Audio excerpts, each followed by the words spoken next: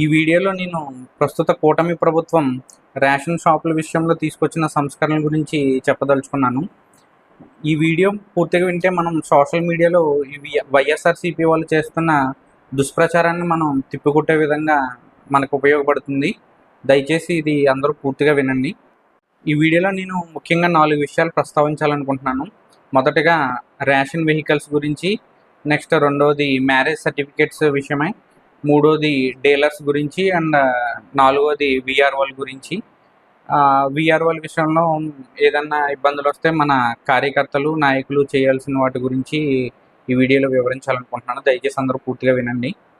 మొదటగా ration vehicles గురించి చెప్పుకుంటే, గత ప్రభుత్వం ఈ రేషన్ వెహికల్స్ని వివిధ కార్పొరేషన్ లోన్స్ నుంచి ఇచ్చి వారికి 13,000 15,000 జీతం నిర్ణయించి ఆ జీతం నుంచి వాళ్ళ ఈఎంఐ పే చేసుకునే విధంగా, నెక్స్ట్ అక్కడ ఒక మనిషిని హెల్పర్గా పెట్టుకుంటే అతనికి కూడా అతనే జీతం ఇచ్చుకునే విధంగా, పెట్రోల్ కూడా అతనే కొట్టించుకునే విధంగా నిర్ణయించడం జరిగింది. 6 సంవత్సరాలు బాండ్ పెట్టించుకుని ఉద్యోగాలు ఇచ్చి వాళ్ళ చేత వెట్టి చాకరీ చేయించుకోవడం జరిగింది. మీరే క్యాలిక్యులేట్ చేసుకోండి. 10 రోజులు వీళ్ళు పనిచేసేవాళ్ళు, వాళ్ళకి 15,000 జీతం ఇస్తే ఈఎంఐ కట్టుకోగా, మనిషికి ఇవ్వగా, పెట్రోల్ కొట్టించుకోగా వీళ్ళకి మిగిలేది ఎంత, రోజువారీ వీళ్ళకి ఎంత వస్తుంది అనేది క్యాలిక్యులేట్ చేసుకుంటే మీకే అర్థమవుతుంది. ఒక విధంగా చెప్పాలంటే ఈ కూటమి ప్రభుత్వం మిమ్మల్ని ఒక బందీ నుంచి విడిపించినట్టే అయింది. మీరు ఈఎంఐ కట్టుకుని వెహికల్ మీరే తీసుకుంటున్నారు. గత ప్రభుత్వం వల్ల ఏం చేశారంటే, అసలు ఒక వెహికల్ని ఎవరైనా వాల్యూ కట్టాలంటే సంవత్సరాల విధంగా కడతారు తప్ప గంటల విధంగా కట్టరు, ఎన్ని గంటలు పనిచేసిందని. మీరు ఒక సంవత్సరం, ఒక నెలలో 10 రోజులు పనిచేసి 20 రోజులు పక్కన పెట్టిన వెహికల్కి లైఫ్ ఒక నెల పూర్తయినట్టే. అదేవిధంగా మీరు 5 సంవత్సరాల నుంచి నెలకు 10 రోజులే చేశారు, కానీ దాని లైఫ్ 5 సంవత్సరాలు పూర్తయినట్టే. ఆ విధంగా మిమ్మల్ని గత ప్రభుత్వం చాలా దారుణంగా మోసం చేసింది.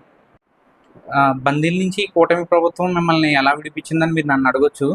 మీరు గత ప్రభుత్వంలో ఒక 10 రోజులు మాత్రమే ఈ వెహికల్ని వినియోగించగలిగేవారు, కానీ ఇప్పుడు ఈ వెహికల్స్ని మీరే ఓనర్ అవుతున్నారు.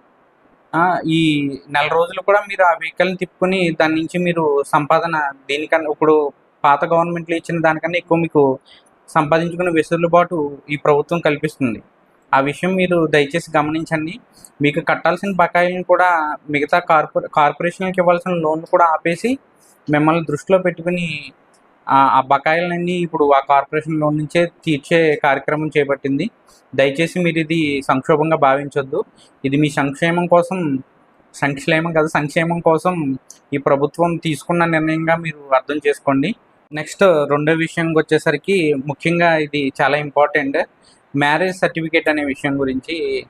ప్రస్తుతం ఏమని చెప్తుందంటే, మ్యారేజ్ సర్టిఫికేట్ అవసరం లేకుండా మనం రేషన్ కార్డుకి అప్లై చేసుకోవచ్చు. దీనివల్ల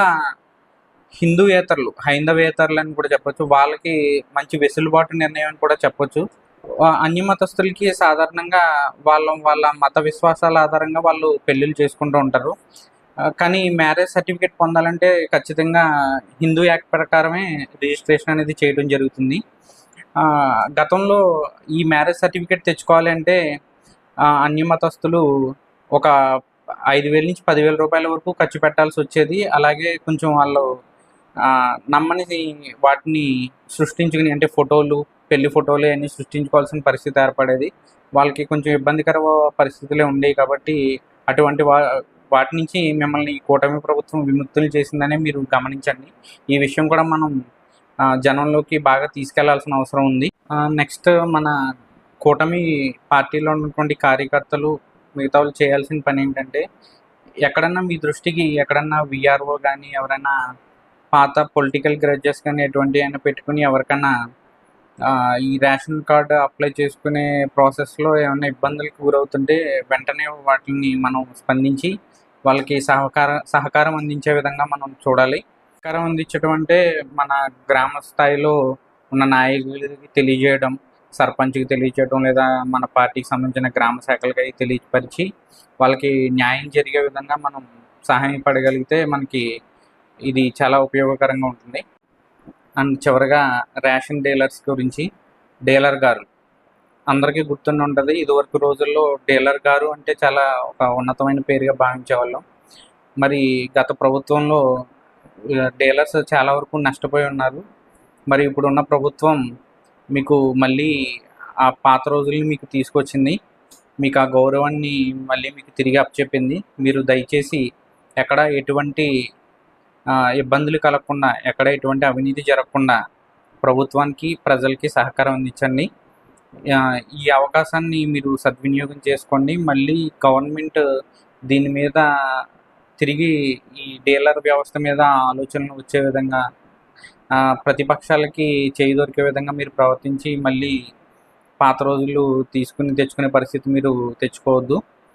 దయచేసి ప్రభుత్వానికి సహకరించండి. అలాగే ప్రస్తుత పౌర సరఫరాల శాఖ మంత్రి నాదెండ్ల మనోహర్ గారు ఇలాంటి విషయాల్లో చాలా స్ట్రిక్ట్గా ఉంటున్నారు. ఎప్పుడు ఏ డీలర్ షాప్ మీద దాడి చేసి అక్కడ తనిఖీలు చేస్తారనేది మనం చెప్పలేం. దయచేసి అందరూ ప్రభుత్వానికి సహకరించమని